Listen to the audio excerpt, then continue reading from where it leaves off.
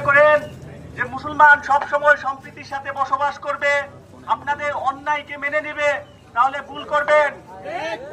মুসলমানরা যেমন সম্প্রীতির সাথে বসবাস করতে পারে, ঠিক তেমনি ভাবে মুসলমানদের উপর যদি আঘাত আসে, মুসলমান প্রতিরোধ করতেও জানে।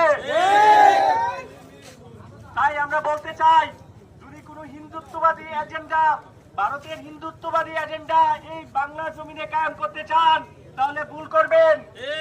এই বাংলার মুসলমানেরা সেটা রুখে দিবে। আর মিডিয়ার কথা কি বলবো, মিডিয়া তো সব সময় এই মুসলমানদের উপর নির্যাতনকে সব সময় গোপন রাখে। আজ থেকে 2 মাস আগে যে ঘটনা ঘটছে, সেই ঘটনা কি আপনারা কোনো মিডিয়ায় দেখতে পাইছেন? অথচ আজ থেকে 2 মাস আগে এই ঘটনা ঘটছে।